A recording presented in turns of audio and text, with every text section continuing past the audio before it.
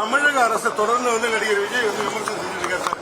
நேற்று திருச்சியில பாத்தீங்கன்னா திருக்கோளூர்ல சொல்லிட்டேன் அதுக்கு. அதுதான் சார். இப்ப இங்க எப்படி பாக்குறீங்க? மூத்த முதலமைச்சர் எப்படி பாக்குறீங்க சார்?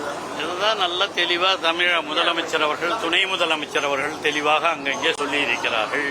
அவரை பொறுத்தவரையிலே அவர் ஏதோ ஒரு இடத்தை செய்ய வேண்டும் என்று செய்து கொண்டிருக்கிறார். அதுவும் அவர் சனிக்கிழமை தோறும் உங்களுக்கு தெரியும், இங்கே விக்கிரவாண்டி நம்ம மாவட்டத்தில் தான் நடந்தது. அந்த விக்கிரவாண்டியில யார் யார் கலந்துக்கினாங்களோ அவங்க தான் எல்லாரும் அதே கும்பல் தான், அதே ஆட்கள் தான் மதுரைக்கு போனவங்க. அந்த மதுரையில் கலந்துக்கிட்ட ஆட்கள் தான். ஏன்னா தமிழ்நாடு பூரா அவருக்கு இருக்கிற ஆட்களே அவ்வளவுதான். அவங்க தான் திருச்சியிலும் கலந்துக்கிட்டவங்க. அவர் அதனால தான் சனிக்கிழமைங்கிறார்.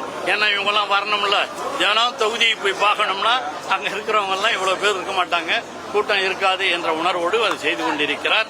எப்படி இருந்தாலும் அடுத்த முதல்வர் மட்டுமல்ல, தொடர்ந்து தமிழகத்தை ஆளக்கூடிய முதல்வர் தமிழக முதலமைச்சர் தளபதி தான் என்பதிலே எந்த வேறுபட்ட கருத்தும் இல்லை.